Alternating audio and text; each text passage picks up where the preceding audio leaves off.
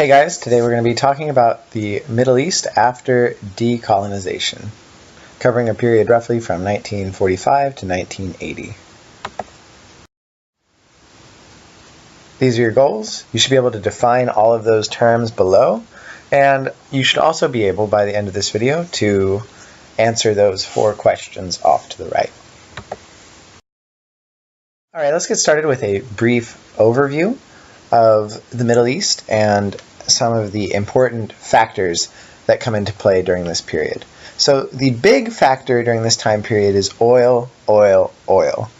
The Middle East during the 20th century was the main place for oil production in the entire world.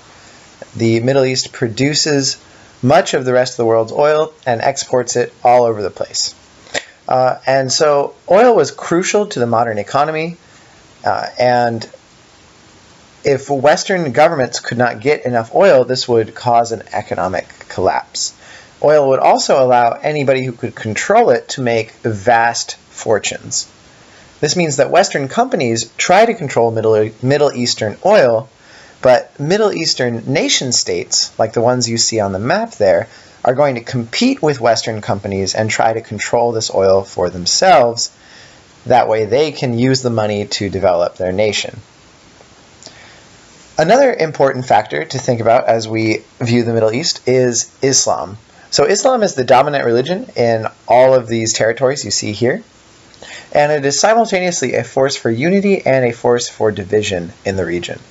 It's a force for unity because all across all the different Islamic regions share certain cultural practices and cultural heritages, but they are also divided between 2 major groups, the Shia and the Sunni. And there are a lot of differences between the Shia and the Sunni that lead to tension between these 2 groups. And last of all, I want you guys to think about all of this unfolding in the midst of the Cold War. And you need to remember that the United States has a strategic interest in this region because it needs to keep these countries from becoming allied with the Soviet Union so that it can get the oil there. The Soviet Union doesn't really need the oil because it can produce its own, but the United States is dependent on Middle Eastern oil. Let's try to look at some specific countries within the Middle East. The first we're going to look at is Egypt, and Egypt under the leadership of Gamal Abdel Nasser.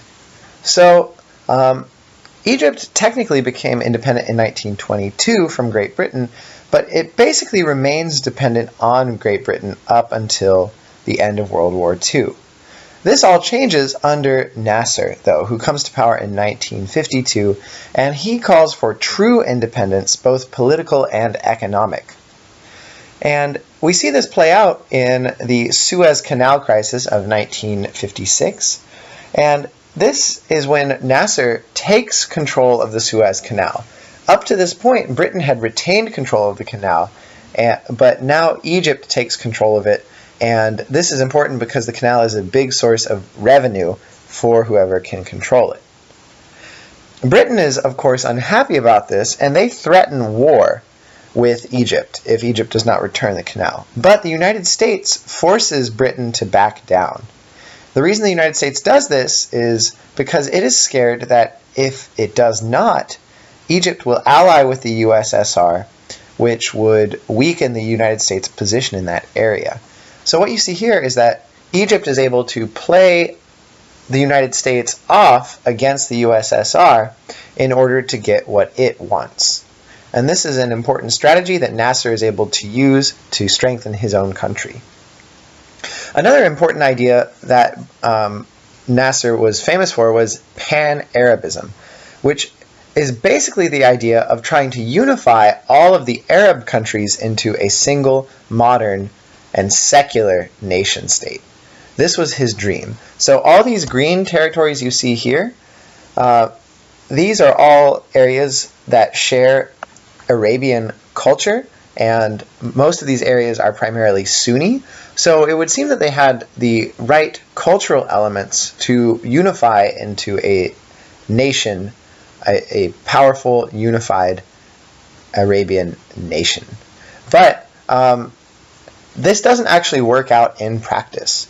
Egypt does manage to join up with Syria, and when they join up, they call themselves the United Arab Republic, and they hope that more nations will join in. But this doesn't actually happen. And one of the main reasons is that some of the nations that are very rich in oil, like Saudi Arabia, don't want to join, because this would mean that they would have to share their oil revenue with poorer areas of the United Arab Republic. So the interests of smaller groups prevent this larger union from ever coming into existence. Eventually, Syria in 1961 withdraws, and the UAR breaks apart, and Nasser's dream fails.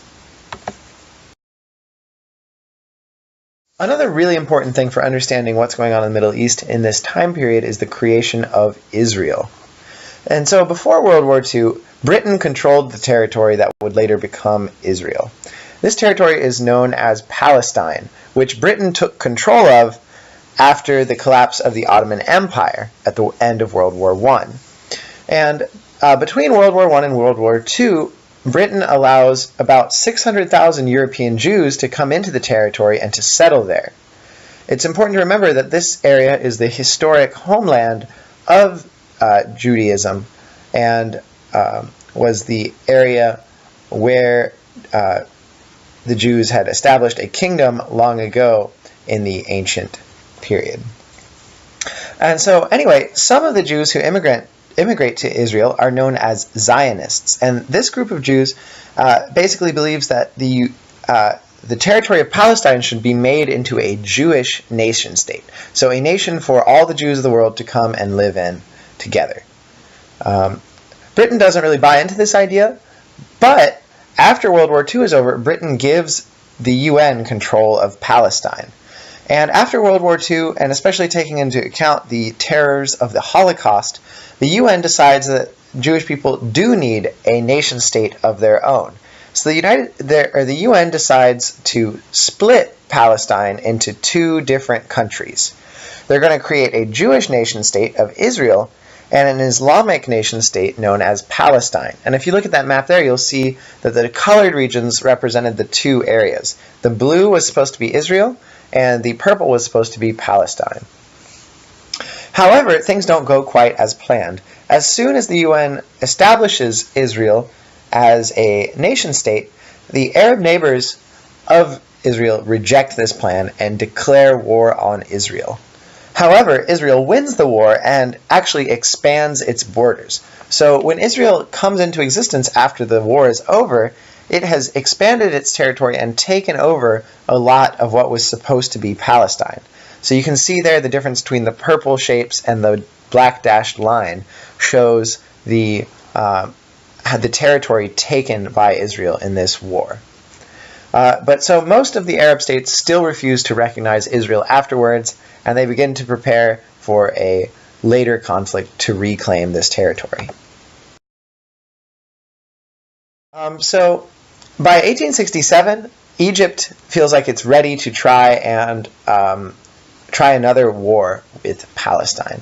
And in 1867, Egypt begins the confrontation by blockading Israel. That is, blocking off all trade between Israel and other parts of the world. This move results in the Six-Day War, which starts with a secret or surprise Israeli air attack against Egypt that destroys almost the entire Egyptian Air Force. But so this war is between Israel against the combined forces of Egypt, Syria, Iraq, Jordan, and Lebanon. And this seems like a one-sided war, but Israel is actually able to defeat the armies of all these other nations. And after it wins this war, it is able to expand its territory even further. And the main thing that it does is it occupies Palestine and takes control of the area. So this was originally two nations, but now Israel has occupied the nation and is controlling it. And this situation continues today. Israel still controls Palestine and refuses to recognize it as an independent country. Of course, Palestinians who still live in the area are not happy about this. And the Palestinians wish to be recognized as an independent nation. And in fact, many nations around the world do recognize Palestine as a nation, even though Israel continues to occupy it. Some groups within Palestine have resorted to terrorism to fight against Israeli rule. They launch suicide attacks against civilians in Israel and other forms of violence, trying to convince Israel to give up control of Palestine. But Israel refuses to release Palestine and has actually been expanding its control into Palestinian territory. They've been constructing walls and building settlements in Palestinian territory, expanding Jewish control of the area.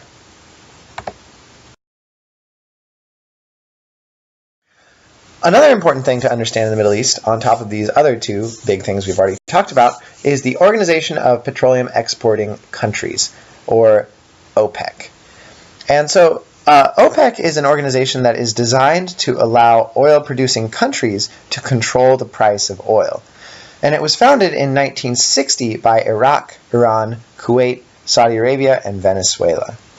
And it's important because it allows these countries and other countries who have later joined OPEC to control the price of oil and to have greater strength in negotiating with Western powers. And OPEC is able to control the price of oil by either just agreeing for everybody to raise or lower the prices, or to cut down on production, which will affect the price of oil by affecting the supply of the oil according to the laws of supply and demand. And this was this is demonstrated very importantly in the oil embargo of 1973. So Saudi Arabia and other Middle Eastern nations are unhappy with the United States because the United States has been supporting Israel militarily. And so in order to get back at the United States, they decide to basically block oil exports and to cut production. And what this does is it causes the price of oil to skyrocket in the United States, causing severe oil shortages. And this greatly hurts the U.S. economy. They eventually lift the embargo and oil prices go back to normal, but it was basically OPEC flexing its muscles and showing the United States that they have power. But in general, the OPEC's strategy is to keep oil prices relatively low to make sure that the United States and other Western nations don't switch away from using oil. If oil prices get too high, it means that other means of powering cars and running the economy will become more competitive, like electric cars. And this was all summed up by one representative of Saudi Arabia who said the Stone Age didn't end because they ran out of stones. The same idea here is that we're not going to run out of oil, but rather oil is going to become more expensive and we're going to come up with better technologies that will replace oil as time goes on. And by keeping the prices low, OPEC can prevent that from happening, at least for a little while.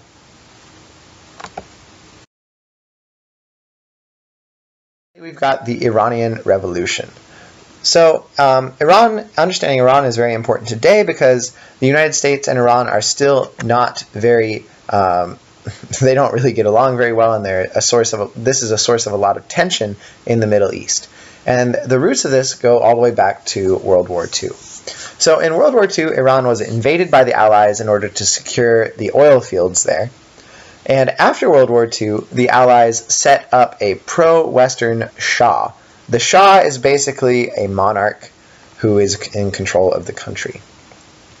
And so the Shah is basically backs up the United States and welcomes foreign oil companies into Iran. In the 1950s, there is for a brief moment a democratically elected leader that the Shah allows to govern.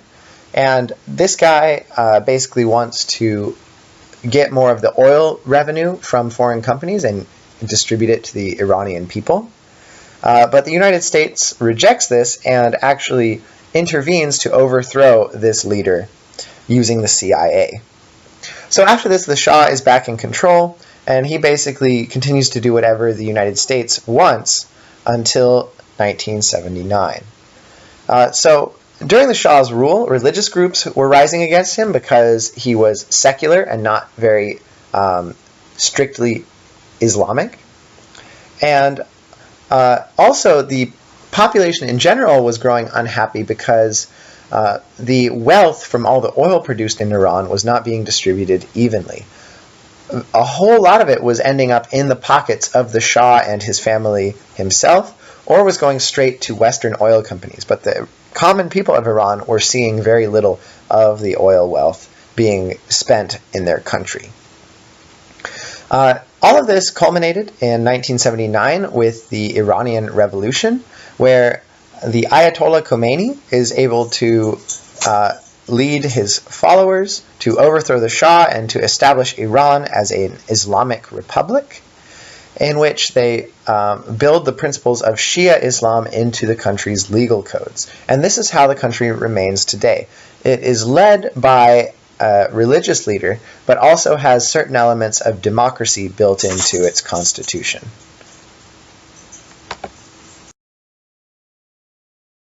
Video. I know it was a doozy, but really, I mean, we're discussing a region made up of, like, you know, almost 20 countries. It's going to take us a little while to talk about the big issues. So anyway, I apologize if I rambled, and I will see you guys tomorrow.